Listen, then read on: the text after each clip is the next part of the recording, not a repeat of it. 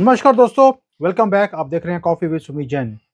दोस्तों, आपको मालूम है कि 370 के ऊपर जो सुप्रीम कोर्ट है उसका निर्णय आ गया और सरकार और राष्ट्रपति के कदमों को एकदम सही ठहराया गया बाय अवर ऑनरेबल, मैं वर्ड यूज कर रहा हूँ, सुप्रीम कोर्ट। लेकिन आज बात करेंगे इसके पीछे क्या रहस्य थे, क्या प्लानिंग थी जिसके कारण ये सारा काम हो सका। और ये जो हमारे करप्ट जजेस हैं ये भी इसका बाल बांका नहीं कर सके। दरअसल केंद्र सरकार ने 370 और 35 ए को खत्म करने के लिए ऐसे ही नहीं किया था। उसके लिए बहुत अच्छा एक होमवर्क किया गया था। हर कानूनी पहलू पर महीनों तक काम किया गया और यही कारण है कि आज सुप्रीम कोर्ट ने सरकार के कदमों को एकदम सही ठहराया था। क्यों? क्योंकि वो कोई भी लकूना, कोई भी रास्ता नहीं निकाल सके इसे खत्म करने के लिए। ये बैठे थे इसको खत्म करने के लिए और दोबारा से 370 लगाने के लिए। लेकिन आज इस वीडियो में मैं एक एक चीज का खुलासा करने वाला हूं। आप बने रहिए। चलिए अब बात करते हैं बिहाइंड द सीन्स। ये कहानी धारा 370 और 35 ए को हटाने की है। बहुत लंबी प्लानिंग, बहुत बड़ी साजिश और जो उसका अंजाम है ये हमने कल परसों देखा सुप्रीम कोर्ट के अंदर। इसकी प्लानिंग शुरू हुई, नॉट प्लानिंग बट इसका काम हम शुरू करते हैं 4 अगस्त 2019 का। वो दिन था जब पार्लियामेंट्री जो कॉम्प्लेक्स है उसके अंदर बहुत ज़्यादा ज़बरदस्त हलचल थी। गृह मंत्री ने एक बहुत ही सीक्रेट और उच्च स्तर की मीटिंग बुलाई हुई थी जिसमें हमारे एनएसए अजीत डोवाल थे, होम सेक्रेटरी थे, रॉ और आईबी के चीफ को भी बुलाया गया था उस सीक्रेट मीटिंग में। 4 अगस्त 2019 को मीटिंग की शुरुआत हुई थी। जो तब अमेरिका के राष्ट्रपति थे, ट्रंप ने एक स्पीच दी थी 2 अगस्त 2019 को, जिसके अंदर उन्होंने एक बयान दिया था और उन्होंने कहा था कि वो भारत और पाकिस्तान के बीच एक मिडल मैन का रोल अदा करने के लिए इंटरेस्टेड हैं और मोदी जी भी इंटरेस्टेड हैं। वो तो लंबी लंबी छोड़ने वाला आदमी था, उसने भी ये छोड़ दी। इस बयान के कई जो पॉलिटिकल जो गुरुज होते हैं, जो कूटनीति समझते हैं, उन्हें ना ये चीज़ अच्छी नहीं लगी भारत के अंदर। क्योंकि एकदम से अमेरिका ने कश्मीर के मुद्दे पर बोला और जो हमारे शाह जी हैं, अमित शाह जी और डोवाल जी, इन दोनों को ये बात पच नहीं रही थी कि ट्रंप ने एकदम से बिना भारत को कॉन्फिडेंस में लिए ये स्टेटमेंट कैसे दे दिया। और आपको याद होगा कि उस स्टेटमेंट से एक हफ्ता पहले या कुछ दिन पहले इमरान खान भी अमेरिका होकर आए थे और उन्होंने बोला था पाकिस्तान में आकर कि भाई मैं ऐसे लग रहा है जैसे दोबारा से वर्ल्ड कप जीत के आया हूँ। दैट मीन्स कुछ ना कुछ एश्योरेंसेस ट्रंप ने बिना भारत को कॉन्फिडेंस में लिए पाकिस्तान को दे दी थी। इसीलिए अमित शाह और Doval ji they were not happy with it and तभी इन्होंने मन बना लिया। ये स्टोरी के ऊपर दोबारा आगे चलते हैं। इस मीटिंग में जो अमित शाह जी ने 4 अगस्त को रखी, उसके अंदर फिर आईबी और रॉ के जो चीफ थे उनके साथ बहुत ज़रूरी कुछ बातें करी गई और इसके बाद जो मीटिंग थी उसे ख़त्म कर दिया गया। अब आपको याद होगा कि जो मीडिया है, मीडिया में भी, सोशल मीडिया में भी जो 3-4 दिन थे 5 अगस्त से पहले, उसके अंदर बहुत ज़्यादा हल्ला मचा हुआ था कि कश्मीर में कुछ बड़ा होने वाला है। आपको याद होगा, नहीं याद है तो मुझे तो याद है। और अगला दिन आ गया 5 अगस्त 2019 और उस दिन सुबह 9:30 बजे सीसीएस यानी कि कैबिनेट कमिटी ऑफ सिक्योरिटी, इसकी बैठक प्रधानमंत्री निवास पर हुई सुबह 9:30 बजे। और उसके बाद करीब 10:30 बजे गृह मंत्री वहां से संसद के लिए निकल पड़े। मीडिया और विपक्ष को लग रहा था कि लोकसभा में कुछ बड़ा होने वाला है और जो बीजेपी है, इन्होंने अपने सारे मंत्रियों को व्हिप भी जारी कर दिया था कि कोई भी वहां से हिलेगा नहीं। Every MP has to be in Lok Sabha and in Rajya Sabha. लेकिन अमित शाह जी भूरे रंग की जैकेट, हम कैसे भूल सकते हैं उनकी, पहनकर पहले राज्यसभा में प्रवेश किए और किसी को पता नहीं था कि आज क्या होने वाला है। और फिर लगभग 11 बजे अमित शाह खड़े हुए और उन्होंने पहले तो धारा 370 और 35A के विवादित हिस्सों को खत्म करने का प्रस्ताव पेश किया और उसके बाद उन्होंने जम्मू एंड कश्मीर राज्य को 2 नए यूनियन टेरिटरी में बांटने का भी प्रस्ताव पेश कर दिया। अब उसके बाद स्वाभाविक है क्या हुआ होगा। अब आपको भी याद है कि जो विपक्ष है, मीडिया है और यहां तक कि जो सरकार को समर्थन करने वाली और भी पार्टियां थी, उनको समझ ही नहीं आया कि ये हो क्या गया। विपक्ष ने बहुत हल्ला मचाना शुरू कर दिया और उनका तो काम ही है कि मोदी सरकार ने कोई काम किया हो और उसको सपोर्ट कर दें, ये तो हो नहीं सकता। वहीं कुछ जो विशेषज्ञ थे, उन्होंने इस कदम को ऐसा लगा कि ये नी जर्क रिएक्शन है, यानी कि बिना तैयारी के लिया गया कदम, और उन्होंने इमीडिएटली टीवी के ऊपर आकर अपना रोना और धोना दोनों शुरू कर दिए। लेकिन 5 अगस्त 2019 को जो हुआ, उसकी तैयारी पिछले कई सालों से चल रही थी। आज हम इसी तैयारी की बात करेंगे कि क्या हुआ, कैसे हुआ, किसने किया और क्या-क्या कदम बनाए गए, कौन-कौन सी टीम क्रिएट करी गई, जिसके कारण ये सारा कुछ संभव हुआ है और आज ये हमारे निकम्मे सुप्रीम कोर्ट के जजेस भी कुछ नहीं कर पाए। आप देखिए, जम्मू कश्मीर आज़ादी के बाद से ही हमारे लिए एक परेशानी का कारण बना हुआ था। युद्ध भी कश्मीर के कारण ही हुए थे और उसके बाद आतंकवाद का कारण भी यही एरिया यानी कि कश्मीर ही रहा है। जम्मू कश्मीर में 2 ही परिवार थे जिसका राज चलता रहा। एक थी मुफ्ती और दूसरे थे अब्दुल्लास। अब इनके अलावा कांग्रेस ने भी वहां पे सत्ता हासिल करी, लेकिन उनका जो जिसको बोलते हैं इन्फ्लुएंस या प्रभाव बहुत ज्यादा नहीं रहा कश्मीर के ऊपर। और इन सभी पार्टियों ने एक अनकहा सा एक सिस्टम बनाया हुआ था कि कोई बाहर की पार्टी इस राज्य में फल फूल ही नहीं सकती और हर बार सत्ता में यही लोग जोड़ तोड़ कर कर आ जाते थे। कभी मुफ्ती होने आते थे, कभी अब्दुल्लास वहां पर राज करते थे। कश्मीर घाटी के पास ज्यादा सीट होती है जम्मू के बजाय, इसलिए जो कश्मीर को जीतता था वही शासन भी चलाता था। इन्होंने जम्मू को भी साइड पे रखा, लद्दाख की कोई वैल्यू नहीं थी और कश्मीरी ही लोग हमेशा वहां पर चुन के आते थे और अपनी मनमर्जी करते थे। लेकिन ये सब बदलने वाला था और बदलाव शुरू हुआ किस दिन? 1 मार्च 2015 को, जब चुनाव कराए गए। उसके बाद बीजेपी और पीडीपी एक साथ आए और इन्होंने सरकार बना ली। धारा 370 हटाने की जो बुनियाद है वो जोरावर सिंह जो स्टेडियम है उस ही दिन लिखी गई थी, जब मुफ्ती मोहम्मद शहीद ने मुख्यमंत्री पद की शपथ ली और वहीं साथ में कौन बैठा था? प्रधानमंत्री मोदी उसी मंच पर बैठे थे। दोनों आपस में गले भी मिले और इसी के साथ बीजेपी का विरोध शुरू होने लग गया, क्योंकि दोनों की आइडियोलॉजीज कंप्लीटली डिफरेंट थी। कहाँ पीडीपी और कहाँ बीजेपी।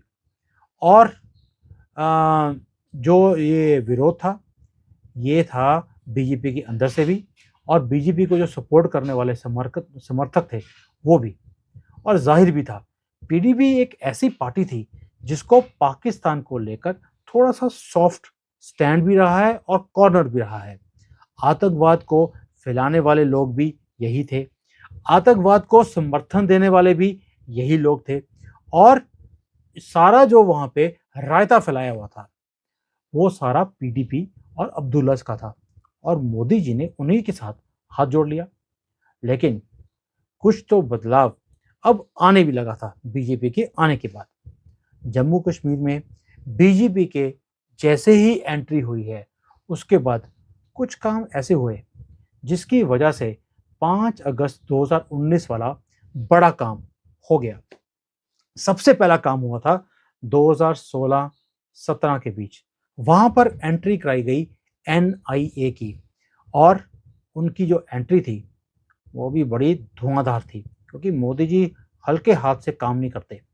और एनआईए ने कश्मीरी जो अलगाववादी हैं, आतंकी हैं या आतंक को समर्थन करने वाले लोग हैं, या कोई वर्कर्स है जो ओवर द ग्राउंड वर्कर्स होते हैं, उनकी फंडिंग के जितने भी रास्ते थे इनको बंद किया गया, उसके ऊपर अटैक किया गया।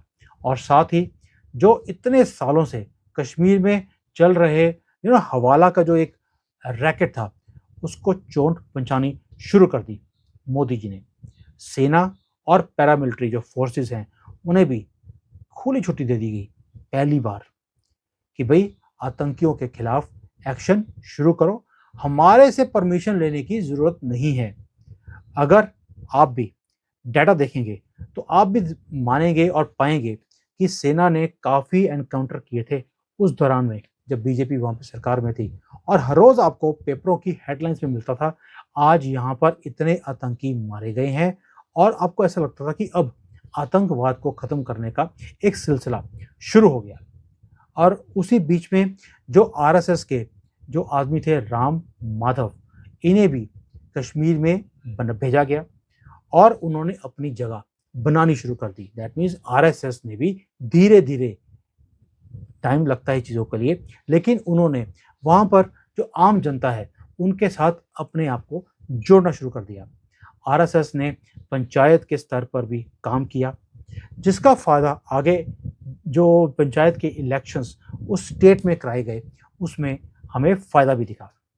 अब ये सारी घटनाओं से प्रॉब्लम क्या आई, जो पीडीपी थी और बीजेपी है, इन दोनों के बीच में एक दरार आनी शुरू हो गई।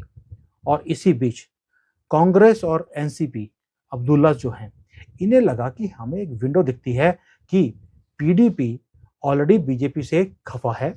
अगर हम पीडीपी, कांग्रेस और एनसीपी ये तीनों मिलकर हम इकट्ठे हो जाएं तो हम बीजेपी को बाहर निकाल सकते हैं और यहाँ पर गवर्नमेंट बना सकते हैं। तो इन्होंने अपनी तैयारी शुरू कर दी। लेकिन अगर ऐसी कोई सरकार बन जाती तो बीजेपी फिर से सिस्टम से बाहर हो जाती परमानेंटली, और धारा 370 हटाने का जो ख्वाब था मोदी जी का, वो कभी भी पूरा नहीं होता।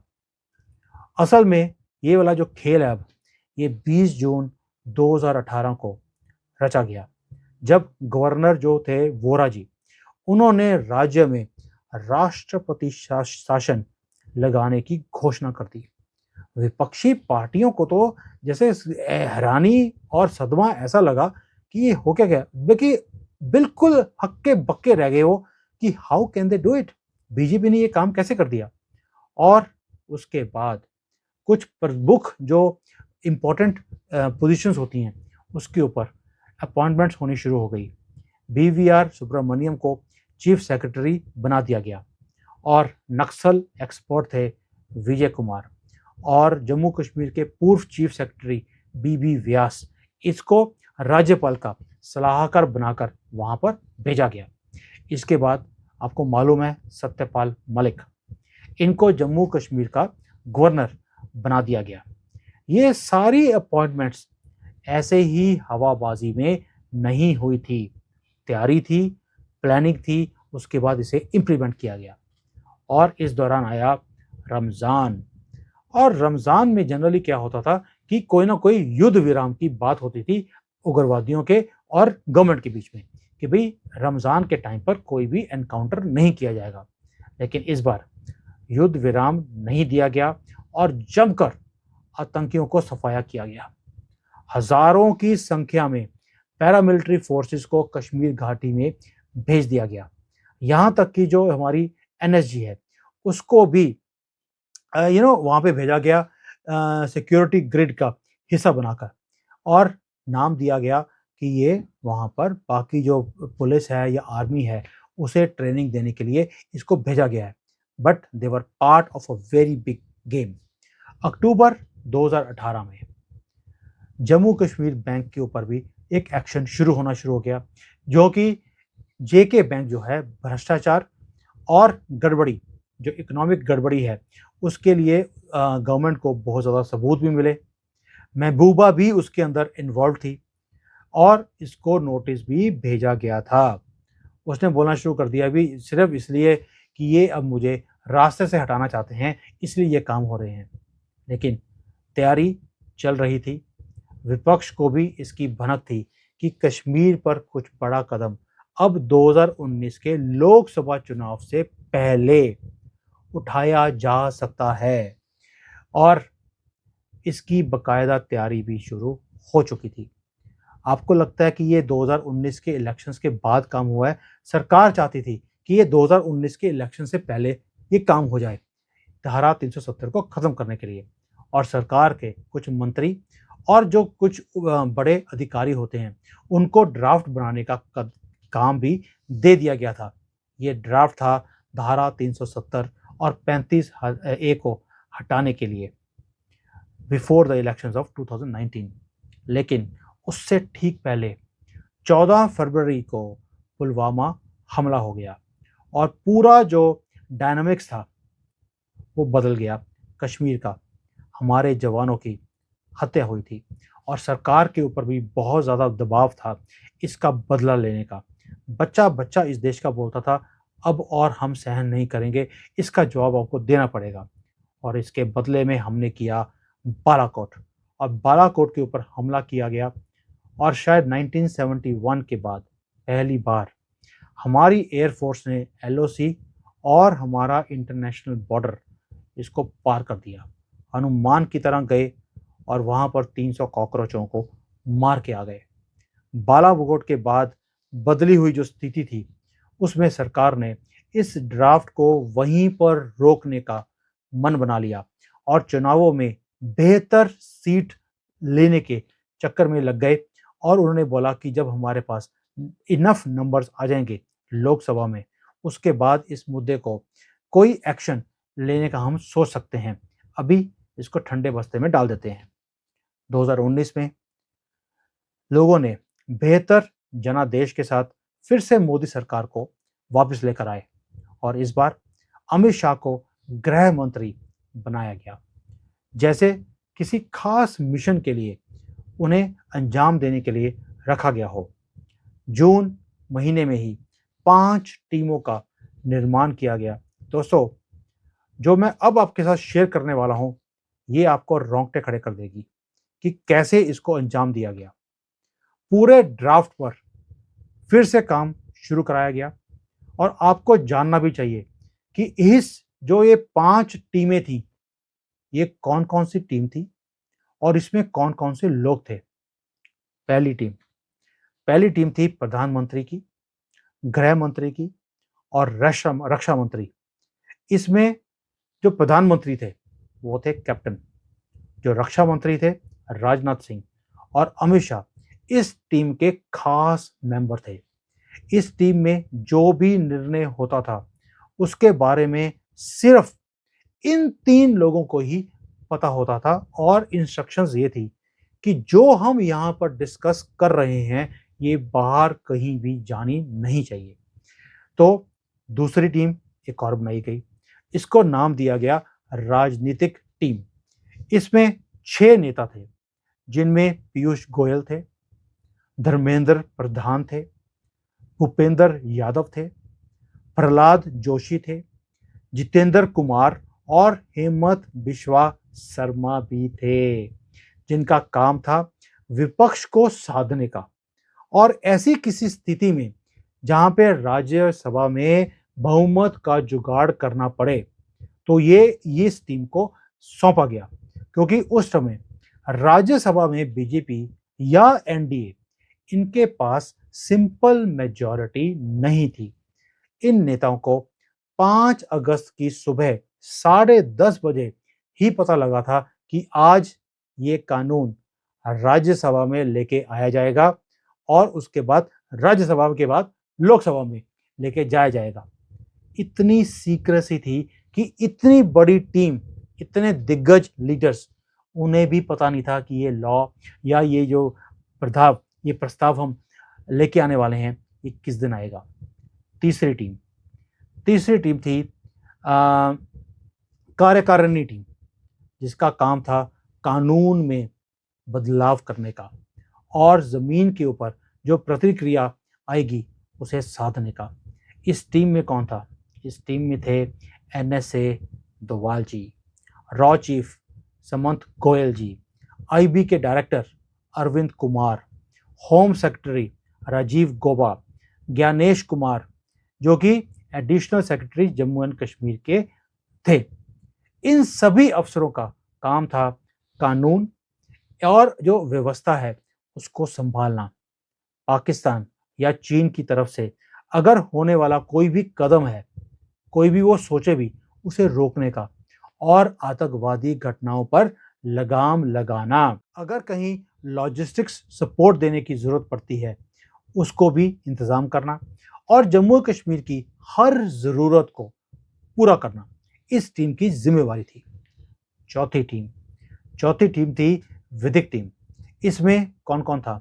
Arun Jaitley, solicitor general Tushar Mehta, attorney general Venugopal ji, कानून और अन्याय मंत्री सचिव आलोक, एडिशनल सेक्रेटरी जो लॉ के थे आरएस वर्मा।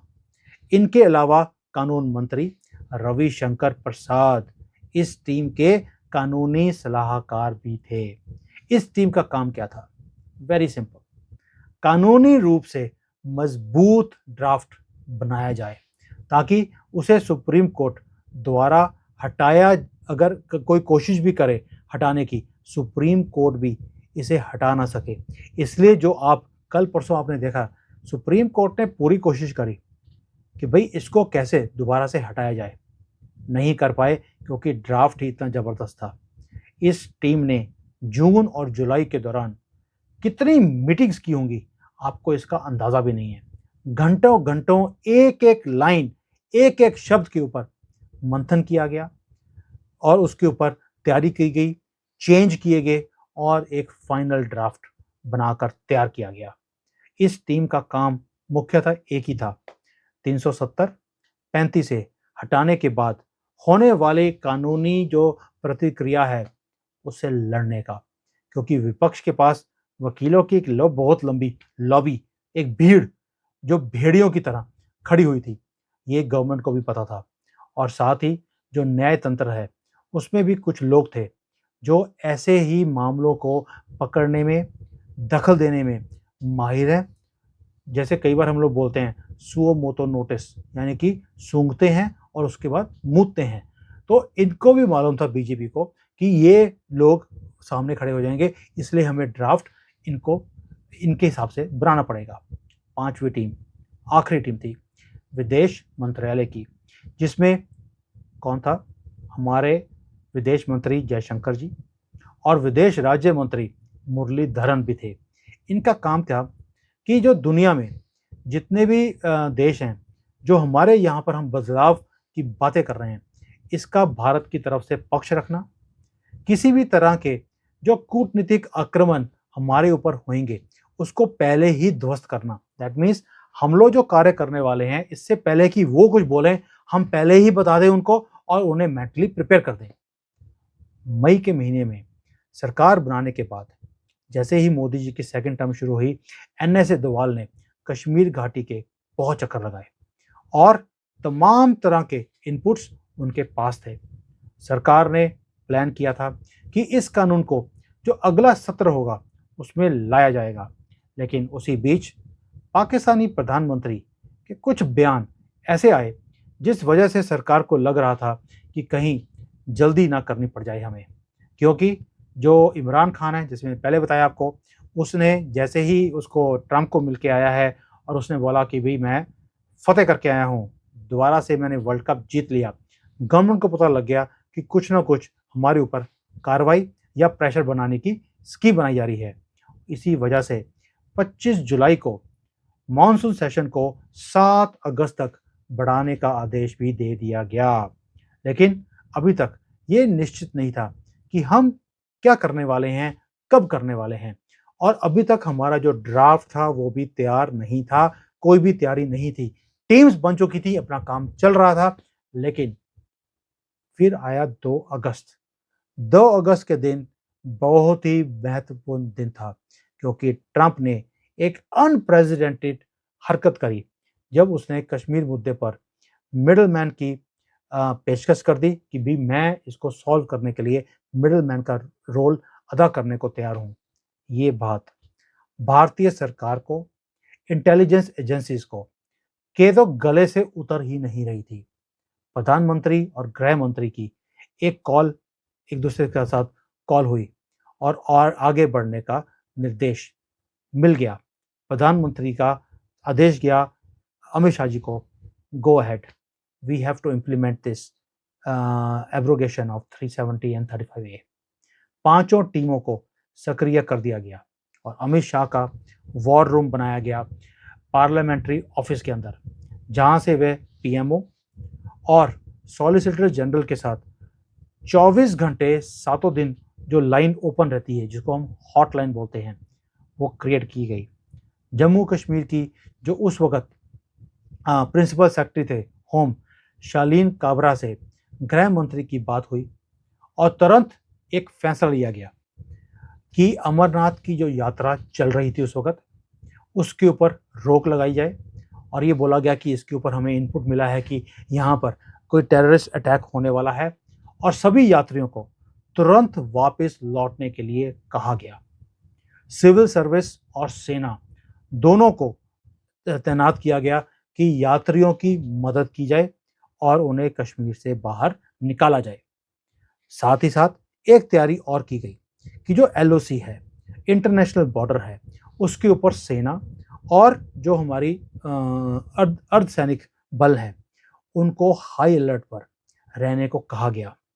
कई और नई टुकड़ियां भारत से कश्मीर घाटी में भेजी गई और जो कई सेंसिटिव एरियाज थे, इलाके थे, उसके अंदर उनकी तैनाती करनी शुरू हो गई। इसके साथ ही एलओसी पर बड़े हथियारों की जो तैयारी है, तैनाती है, उसे भी करना हमने शुरू कर दिया।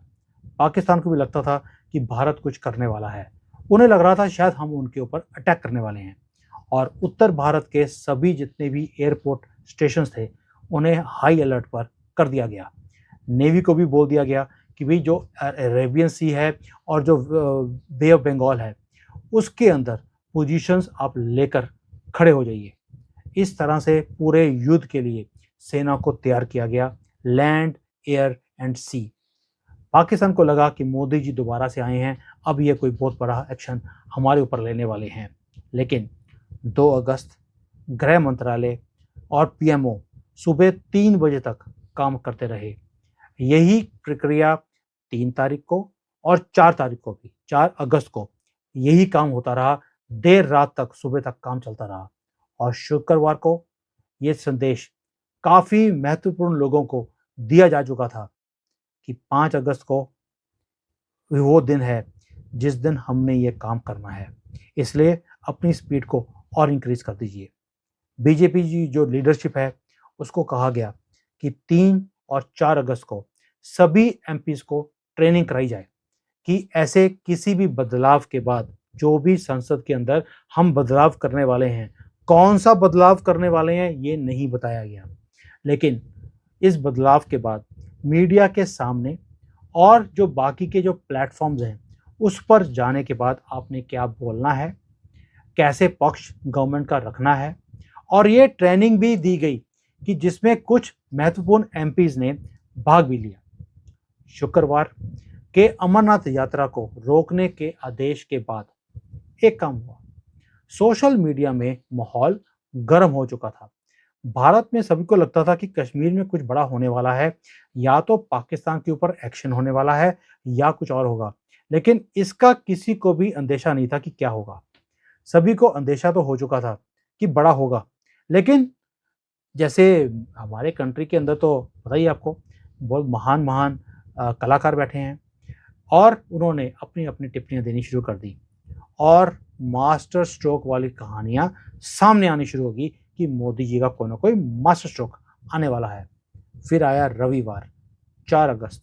उसकी रात को सारी जो प्लानिंग है उसको पूरा कर लिया गया और फ़ोन पर प्रधानमंत्री अमित शाह और अजीत डोभाल ये आपस में बात करते हैं और अगले दिन सुबह सीसीएस की मीटिंग के बाद इस बिल को राज्यसभा में पेश करने पर सहमति बनाई गई, क्योंकि टीम नंबर 2 ने बता दिया था कि विपक्ष को मैनेज कर लिया गया है। अब बिल को राज्यसभा में पेश किया जाएगा। लोकसभा में इनको चिंता ही नहीं थी, क्योंकि लोकसभा में मोदी जी के पास पूर्ण बहुमत पहले से ही थी, 303 सीटें थी। इन्हें पता था कि हमारे लोग हमारे अगेंस्ट नहीं जाएंगे, इसलिए प्रॉब्लम आएगी तो राज्यसभा में आएगी और अपर हाउस में अगर कोई ऑलरेडी पास हो चुका है बिल तो लोअर में तो हम पास करवा ही लेंगे। 4 अगस्त की रात को दोबारा चलते हैं विदेश मंत्रालय की तरफ। विदेश जो मंत्रालय है उसने भी बहुत कठिन रात निकाली। पूरी रात जो काम किया उन्होंने, दुनिया के हर देश की सरकार से संपर्क की तैयारी कर ली गई। कुछ बड़े देश थे, उनकी सरकारों को एक तरह से कॉन्फिडेंस में लिया गया कि हम एक खास एक्शन लेने वाले हैं और समर्थन का आश्वासन भी ले लिया कि भाई you have to support us, क्योंकि we are trying to remove a problem. ये 70 साल से एक बीमारी हमें तंग कर रही है, हम उसे रिमूव करने लगे हैं, हमें आपका साथ चाहिए।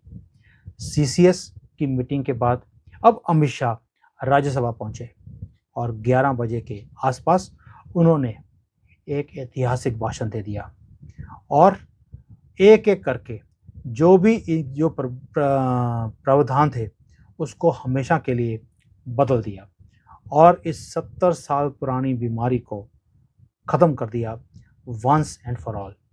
और जैसे ही अमित शाह ने इस मुद्दे पर भाषण देना शुरू किया, विदेश मंत्रालय जो था हमारा जयशंकर जी, वो हरकत में आ गए और सभी देशों को सूचना भेजनी शुरू कर दी कि ये हमने कार्य कर दिया है और बड़े देशों को बाकायदा कॉल्स किए गए और उन्हें सूचना भी दी गई।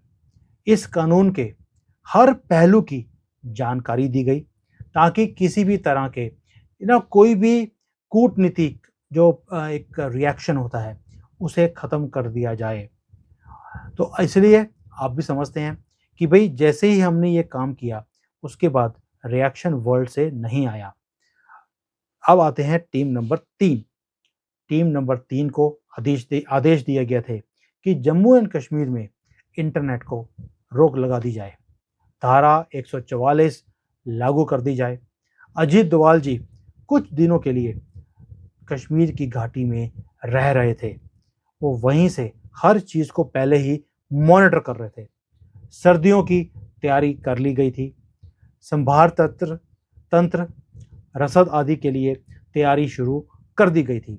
वहीं पॉलिटिकल लीडर्स को गिरफ्तार करना शुरू कर दिया गया, क्योंकि जिन लोगों से दंगे फसाद का खतरा था उन्हें गिरफ्तार करके हमने डिफरेंट जेलों में भेजना शुरू कर दिया या उन्हें डालना शुरू कर दिया।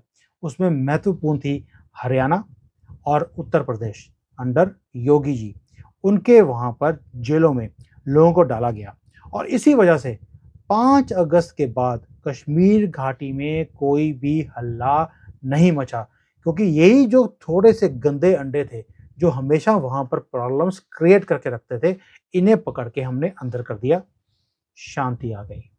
और वहीं टीम 5, अब उसके पास चलते हैं। टीम 5 के प्रयास भी रंग लाए, क्योंकि सभी जो बड़े देश थे या यूनाइटेड नेशंस था उसके 5 परमानेंट मेंबर्स थे, नेटो देश थे, यूरोपियन यूनियन के देश थे, ओआईसी जो हैं और जितने भी और इस्लामिक देश थे जहाँ से हमें लगता था कि इसके ऊपर एक रिएक्शन आ सकता है। इस मामले पर भारत का उन्होंने सबने समर्थन दिया या वो चुप रहे, कोई बोला ही नहीं। पाकिस्तान ये सोच रहा था कि भई उसे ओआईसी से सपोर्ट मिलेगी और वो भी दंग थे कि ओआईसी भी चुप है क्योंकि तैयारी इतनी पुख्ता थी। टीम 4 जो कानूनी तैयारी कर रही थी, उनकी भी तैयारी इतनी पुख्ता थी कि इस कानून के खिलाफ कोई कुछ कर ही नहीं पाया। जुडिशरी तक इस कानून में कोई भी कमी नहीं ढूँढ पाई क्योंकि तैयारी ही इतनी ज़बरदस्त थी। अब आते हैं टीम 2 के ऊपर, जिसका काम था पॉलिटिकल सपोर्ट लेना। उसने भी बहुत ही बेहतरीन काम किया और कुछ पार्टियों को छोड़कर, जिससे उनको पता था कि हमें सपोर्ट नहीं मिलेगी, उन्होंने लगभग हर जो बाकी की पार्टियां थी, उसको अपने साथ समर्थन के लिए राजी किया और उन पार्टियों ने हमें वोट भी दिया। यहाँ तक कि आम आदमी पार्टी तक की हिम्मत नहीं हुई इसका विरोध करने की। इसको बोलते हैं तैयारी। तो ये तैयारी थी धारा 370 और 35 ए को हटाने की। ये कोई नी जर्क रिएक्शन जिसको बोलते हैं कि बच्चों वाला डिसीजन नहीं था, जो रातों रात लिया गया। इसके पीछे बहुत बड़ी प्लानिंग थी, जिसे पूरा रूप लेने में 3 या 4 साल लग गए और इस बीच में प्रधानमंत्री पर बहुत ज़्यादा सवाल भी उठाए गए थे कि पीडीपी जैसी जो पार्टी है, उसके साथ सरकार आपने क्यों बनाई? लेकिन मोदी जी हैं, उन्हें पता था कि पहले मुझे घाटी के अंदर एंटर करने के लिए इन लोगों की सपोर्ट लेनी पड़ेगी और उसके बाद इस समस्या को समझने के बाद इसको ख़त्म कैसे करना है, ये मुझे मालूम है। तो मोदी जी का जो मास्टर स्ट्रोक था, पीडीपी के साथ हाथ जोड़कर वहाँ पर घुसना और उसके बाद उसको साधना और बेंधना, ये मोदी जी से सीखना पड़ेगा। अब आप इसको कूटनीति कह सकते हैं, मास्टर स्ट्रोक भी कह सकते हैं, आप कुछ भी कहो। लेकिन एक बात तो तय है कि इतने सुनिश्चित तरीके से प्लानिंग करने के बाद इसको इम्प्लीमेंट करना सिर्फ मोदी जी के बस की बात थी। वरना पिछले 70 सालों में किसी भी छोटी भी हरकत जो होती है इस घाटी में, हम लोग डर के पीछे हट जाते थे। लेकिन 70 सालों के बाद अगर किसी ने हिम्मत दिखाई इसको हटाने के लिए, तो वो मोदी ही थे। अब आप सोच सकते हैं कि ये पूरी प्लानिंग मैंने आपके सामने रख दी।